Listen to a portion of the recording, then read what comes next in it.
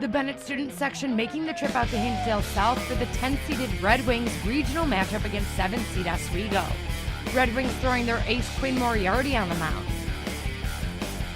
Top of the first, Aaron Staley hits a nice little blooper to left for the single RBI. Mark Weimer first run in, 1-0 Benet. Bottom of the first now, Oswego's Jeffrey Crafton hits a 2-run homer to left for Oswego to take a 2-1 lead at the end of the first. Bottom 2 with J.D. Miller at the plate, he hits an RBI infield single to short. Oswego now up 3-1.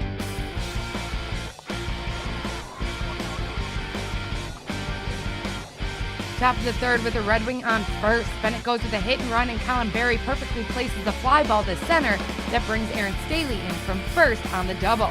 Benet only down 1.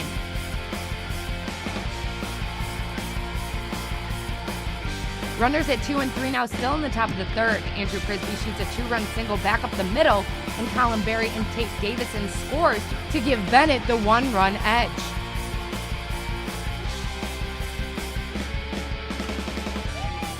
Oswego's turn in the third. Gary Maynard lines a double down the left field line to give the Panthers second and third with only 1 out. But Quinn Moriarty stays composed on the mound and strikes out Jason Crafton swinging, and then catches Nick Chisi looking on a downright dirty curveball to get out of the jam. Benet still leading 4-3 at the end of the third. Top of the fifth, Benet up 2 now. Top of the fifth, Benet up 2 now. Connor Hicks at the plate hits a sac fly to center to bring in Tate Davison. 6-3 Wings.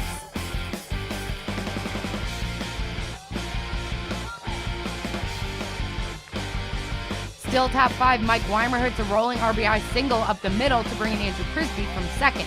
7-3 now. Bottom of the seventh, Benet up 4. J.D. Miller shoots one up the middle, and from out of nowhere, Patty Hinks shows off the range and the arm and nails the speedster at first base with the Webb Gem nominee. Benet goes on to win and advance to the regional title game against 2-seed Plainfield East. Basically, I hung a slider heavy in the first, and he took it like, 350. He murdered it. But after that, I kind of got a feel for my breaking ball, and I was putting my fastball where I wanted it. And I had great plays from eight guys, like Gores. I mean, he was bringing pitches up, and my outfield, and my infield, it was sound defense, and I couldn't be more proud of a team. Yeah. We fought for our pitches. They were hitting outside. We would just foul them off and then look for our pitch.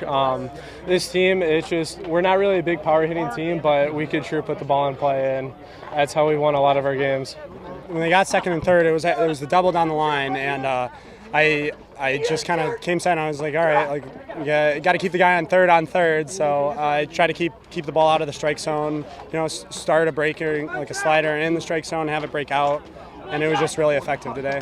Throughout the entire season or preseason, we would always fight back. We were down probably half our games. We're really good at fighting back. And for me at the plate, I just knew I had to get the ball in play with runners in scoring position. And I knew Quinn would throw a fantastic game for us.